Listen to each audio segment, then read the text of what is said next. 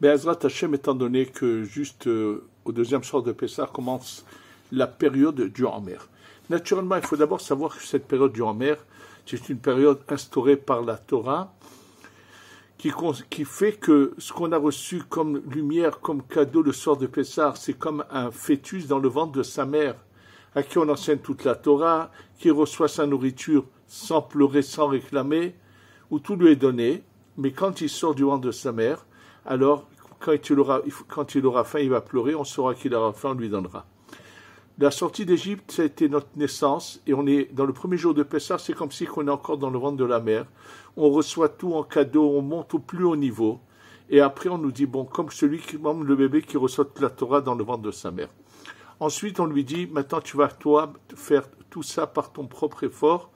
C'est comme l'enfance, jusqu'à Shavuot, où on devient des adultes, et on reçoit la Torah, et bien sûr, c'est une période très particulière.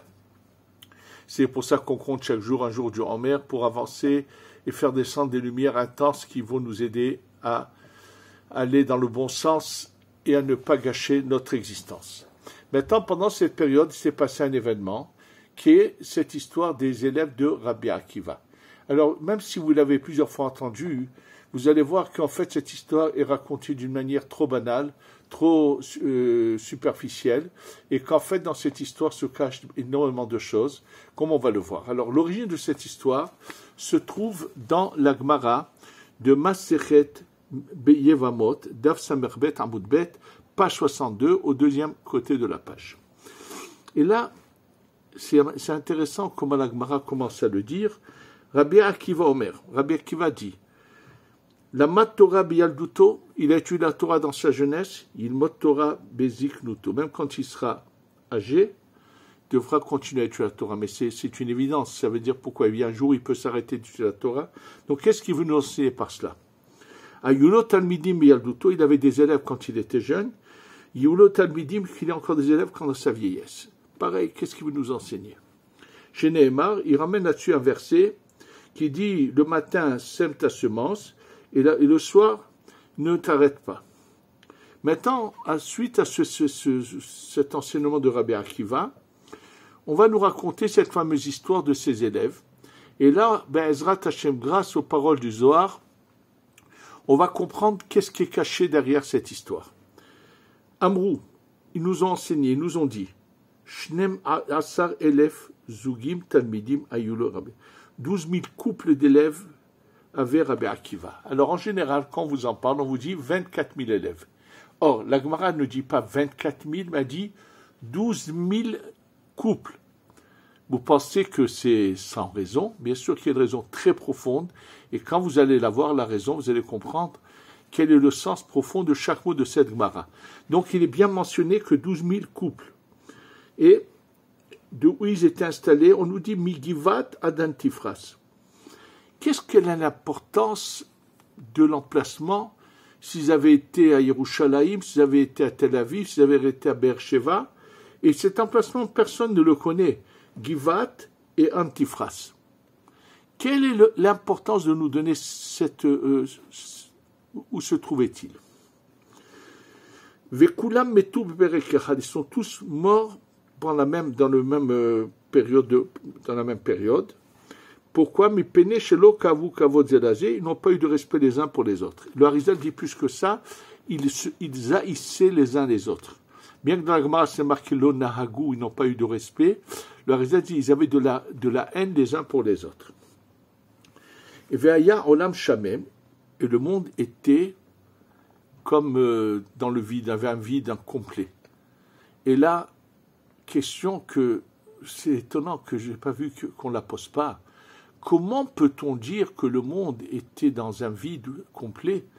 Vous n'avez qu'à lire tous les livres des historiens sérieux comme tous ceux qui ont écrit sur les Seder Dorot ou bien de Ravad. Il y a plusieurs livres très sérieux qui parlent de toutes les générations. Et vous allez voir que à l'époque de Rabbi Akiva, mais combien de rabbanim vivaient? D'abord, les rabbinim de Rabbi Akiva lui-même, Rabbi Shua, Rabbi Lazar, vous allez, même s'ils étaient décédés, il y avait énormément d'élèves, de Chachamim, Rabbi Yossi Galili.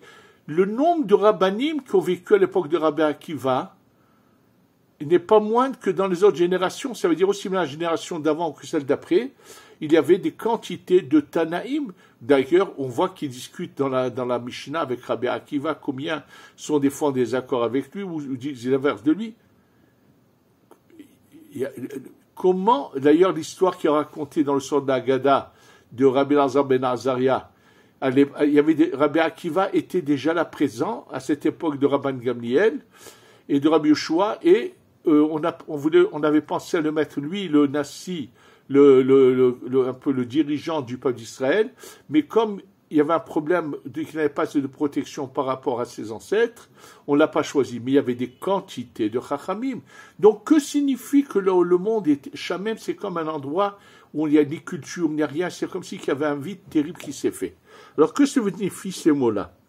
Et là, on dit, Hacheba Rabbi Akiva, jusqu'à que Rabbi soit venu, et Tzel Rabbotenu Sheba Darom, vers nos rabbanim qui sont dans le sud. Lisez le Zohar, vous verrez que Rabbi Shimon ben Yochai, apparemment toute sa vie était dans le nord. Et là, tout d'un coup, on va le trouver dans le sud, mais c'est surprenant.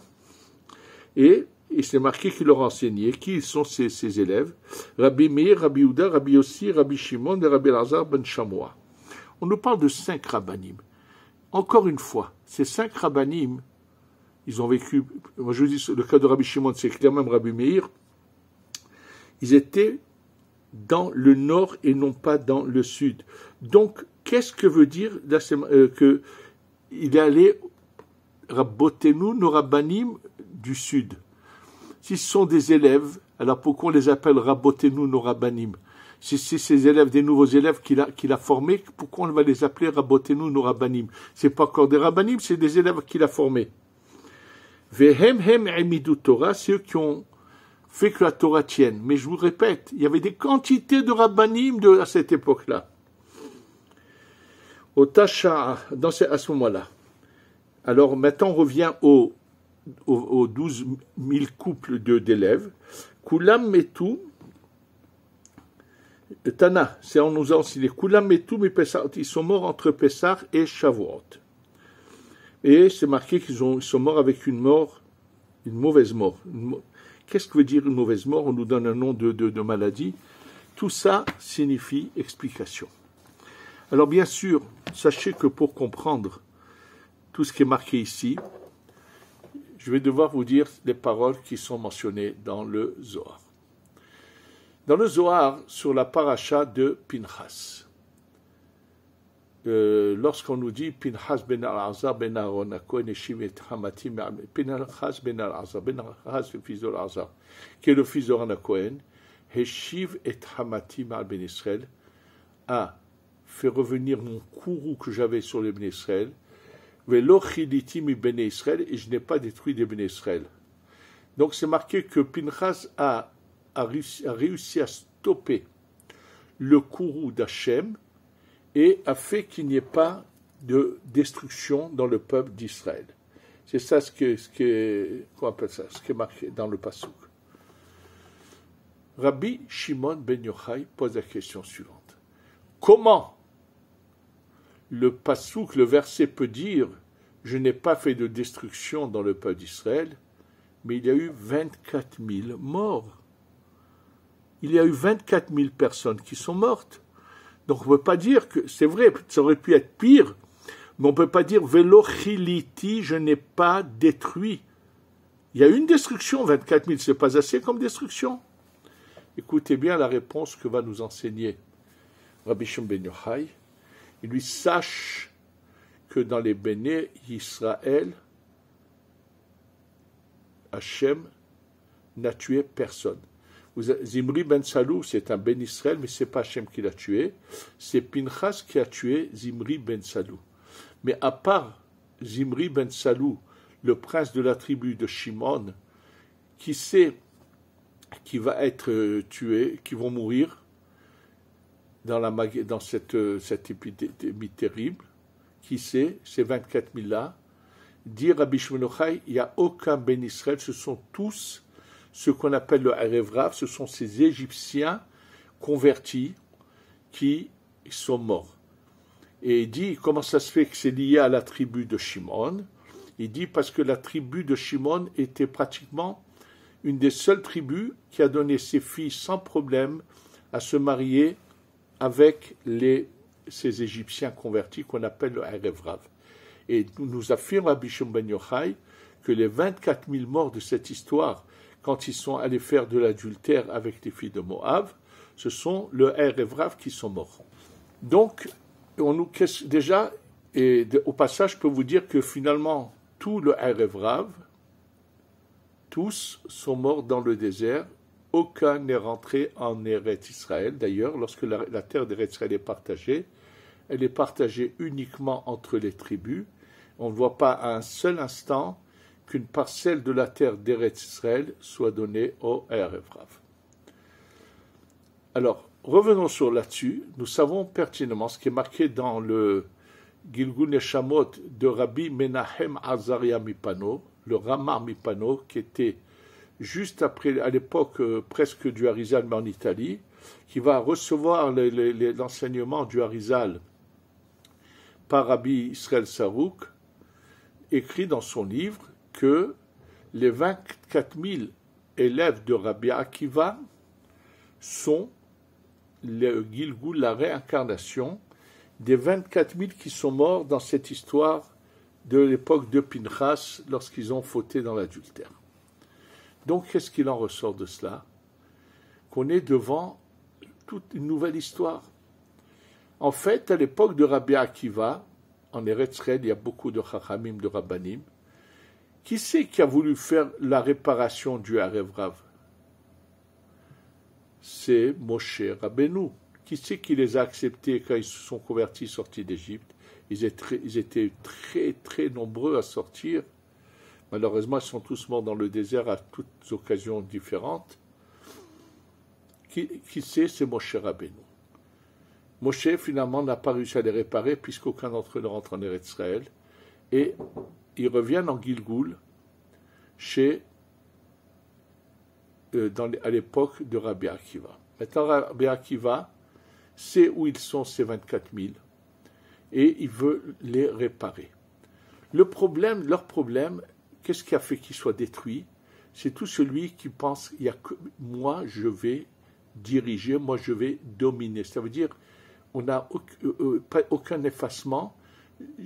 J'ai ma personne. Ils ont un problème, et c'est ce problème qui a existé dans le monde du Tohu, où on assiste à la destruction. Dans le monde du Tohu, on assiste à la destruction de ce qu'on appelle les 7 royautés. Et là-bas, il est marqué clairement que dans le monde du Tohu, avant la création, la cause de ces mondes qui sont détruits, c'est ma kol ahad amar enem. Chacun dit c'est moi qui vais régner. Donc ils ont un problème. Rabbi Akiva décide de vous prendre, il arrive va les chercher les uns après les autres et il les unit il les accouple entre eux comme deux personnes qui vont étudier ensemble. C'est pour ça que ce n'est pas sans raison qu'on nous dit 12 000 couples. Ça veut dire que vous allez apprendre à vous effacer et que chacun donne à l'autre. Il cherche à les réparer. Il les réunit dans une région choisie qui est l'endroit le plus propice en Eretz Israël où ils ont une chance de réparation. Malgré tous les efforts de Rabbi Akiva, avec tout l'enseignement qu'il leur donne, de Ve'ha'afta le're'acha kamocha, tu aimeras ton prochain comme toi-même. Zeklal Gadol Batorah, c'est un grand enseignement dans la Torah. Il n'arrive pas à faire cette réparation. De la même manière que Moshe n'a pas réussi, lui non plus n'arrive pas. Et il continue à aller dans cet entêtement de vouloir tout imposer leurs idées et par la force. Après leur mort, Rabbi Akiva décide de faire quelque chose qui permettra que lorsqu'ils reviendront la prochaine fois en réincarnation, ils vont peut-être avoir une chance d'être réparés. Oui, même lui a voulu réparer aussi le Erev Rav. Donc, il va chercher. Alors, sachez que le mot d'Arom, le sud, fait une allusion au Chesed. Chaque fois qu'on parle de Avram, il va au Darom.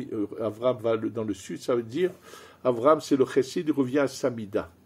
Et là, pour adoucir le din, il faut 5 puissants chassadim. Les chassadim sont au chiffre de 5.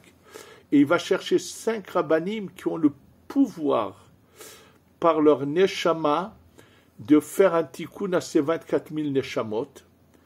Et donc, il va les unir à lui, parce que lui, Rabbi Akiva, l'origine, c'est Caïn.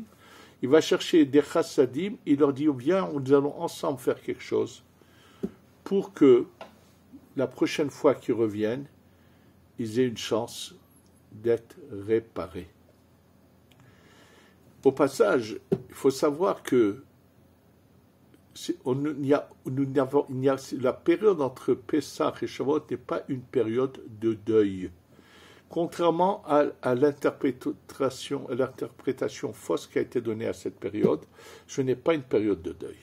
La seule chose qui a été décrétée, c'est qu'il n'y ait pas de mariage pendant ces 33 jours où ces élèves sont morts. Oui, parce que le mariage, c'est justement pour qu'un couple s'entende, il faut qu'il n'y en ait aucun qui veuille imposer ses idées à l'autre. Et donc, pour rappeler aux gens que le mariage, il peut arriver à la même situation qu'à ces couples d'élèves de Rabbi Akiva, on empêche les mariages pour rappeler aux gens, sachez que pour qu'un mariage réussisse, il faut avoir l'attitude de Rabbi Akiva. Aime ton prochain comme toi-même, avant tout, dans le couple, le mari, la femme le mari, et ne pas vouloir s'imposer, vouloir vivre en association, de manière unie, et bien sûr dans la droiture et la moralité, qu'aucun ne va chercher à voir ailleurs. Ça, c'est la base de tout, bien sûr. Et c'est pour ça que la seule chose qui a été interdite pendant cette période, ce sont les mariages. Ce n'est pas une période de deuil comme l'ont cru beaucoup. Et le fait qu'on ne se coupe pas les cheveux pendant cette période, d'ailleurs, les mariages, c'est 33 jours, alors que la Kabbalah nous révèle qu'il faut s'abstenir de se coiffer pendant toute la période jusqu'à la fin de la veille de Shavuot. Et lorsque Shavuot tombe un dimanche, donc la veille c'est Shabbat, Rabbi Shalom Sharavi, ce grand Mekoubal, le Rachash, qui est la réincarnation du Harizal, n'avait pas envie d'aller chez le coiffeur le vendredi parce qu'il manquait encore un jour en mer pour adoucir ce dîner. Rien à voir, la coiffure ici n'a rien à voir, c'est pas par rapport au deuil, par rapport que c'est une période de dîner et que quand la période de dîner, il ne faut pas s'amuser à provoquer le dîner en se coiffant, ça les provoque parce que ces deux-là, eux puisent leur force dans les cheveux et celui qui se coupe les cheveux pendant cette période peut se les mettre à dos et en problème. Donc, je vous signale juste ça aussi, une parenthèse au passage, que cette période n'est pas une période de deuil, contrairement, ça n'a rien à voir avec les 3 semaines entre le 17 Tammuz et le 9 Av. C'est pour ça que dans quelques jours, vous aurez ce cours que j'ai eu l'occasion déjà de faire des années de vous envoyer, pour vous expliquer que si la musique elle est permise toute l'année, elle est aussi permise pendant cette période. Ceux qui s'en abstiennent toute l'année, bien sûr pendant cette période aussi, mais il n'y a aucune loi de deuil pendant cette période, c'est une période de deuil.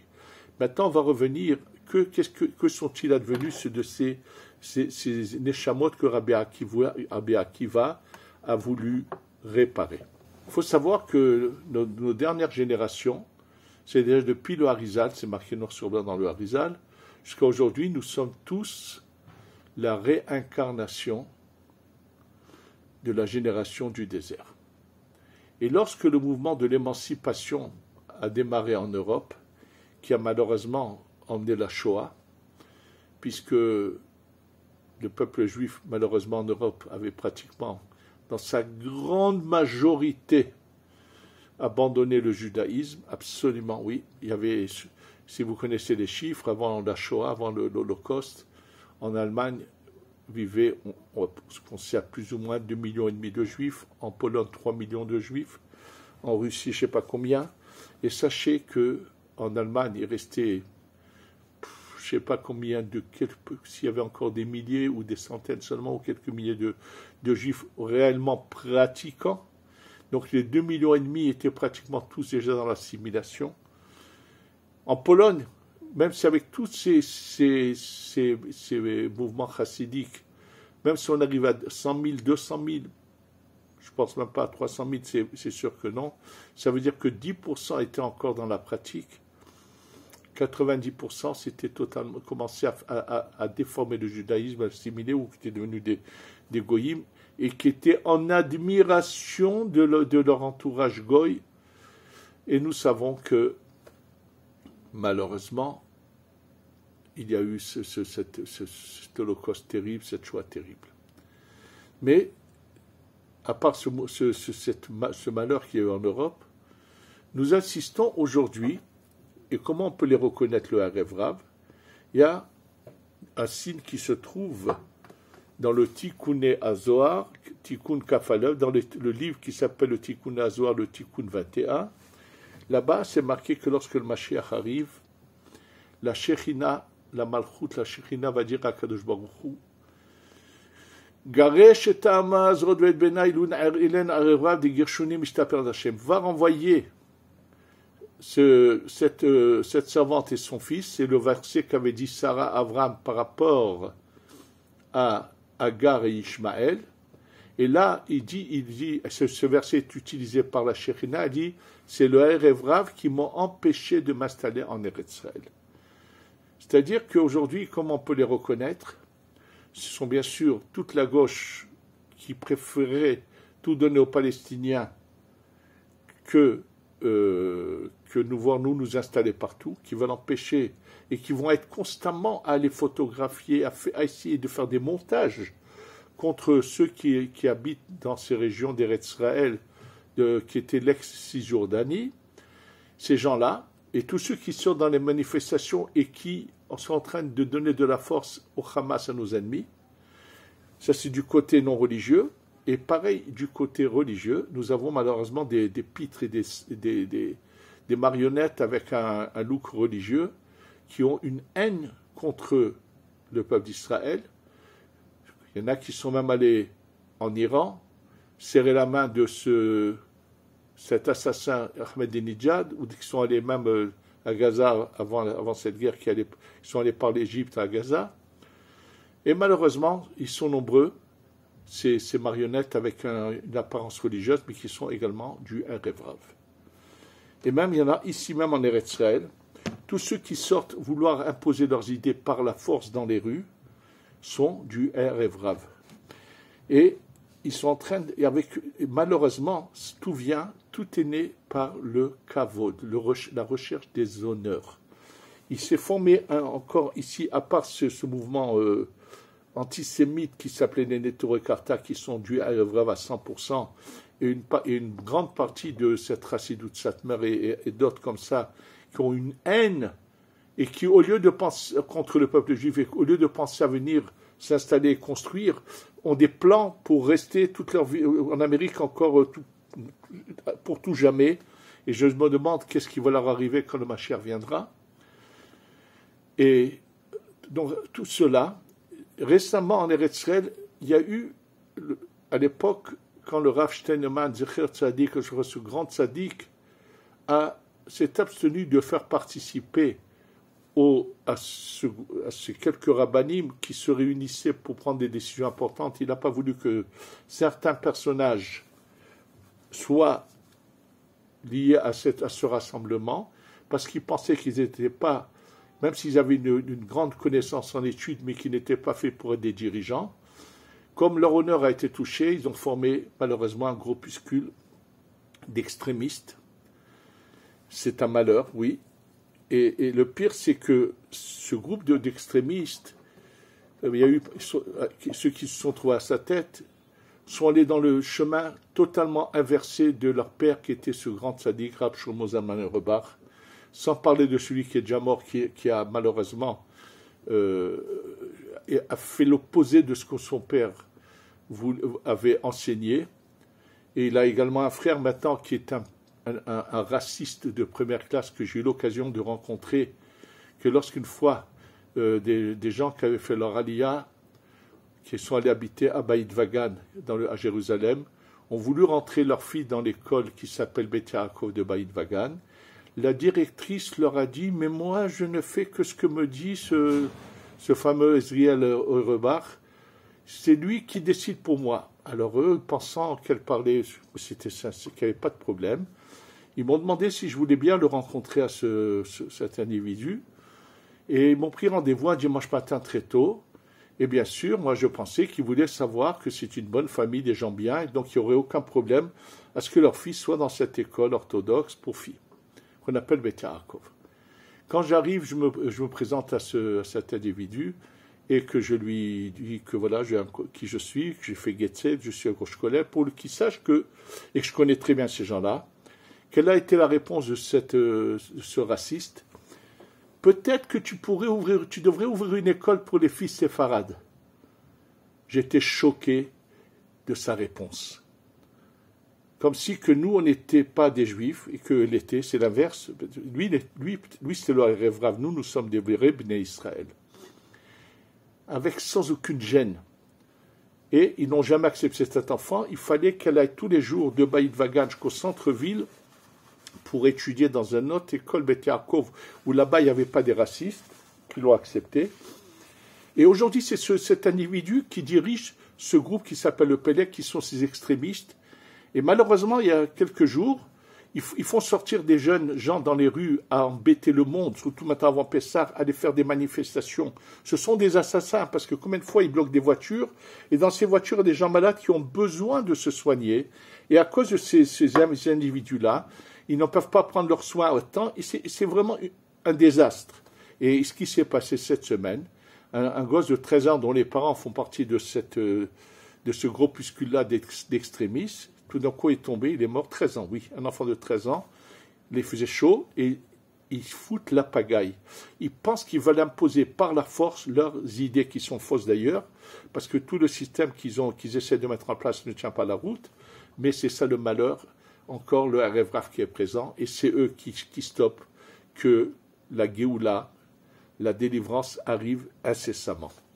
Je pense que nous en avons, pendant ce Pessah, ce mois de Nissan, on va supplier Hachem, si on n'a pas encore eu le Beth Amikdash, puisque là, moi je vous en juriste cours avant Pessah, donc si on n'aura pas eu ce Pessah, si on ne l'a pas, on va demander à Hachem de ne plus faire cas de ce rêve rave, de la former le bec, et de nous délivrer à nous, qui sommes les vrais béné Israël, qui aimons la terre d'Eretz Israël, qui feront tout pour la peupler et faire venir le Mashiach, et qu'on soit enfin délivrés, et que Hachem ne fasse pas qu'à ferme le bec à toutes ces formes de rêve rave, qui soient de l'extrême gauche ou des extrémistes dans le courant religieux, que tout ce rêve rave ne puisse plus agir et faire de mal, et qu'on ait enfin la Géoula Shlema, Shtavo, Bimera, Biamenu, avec l'amour du prochain.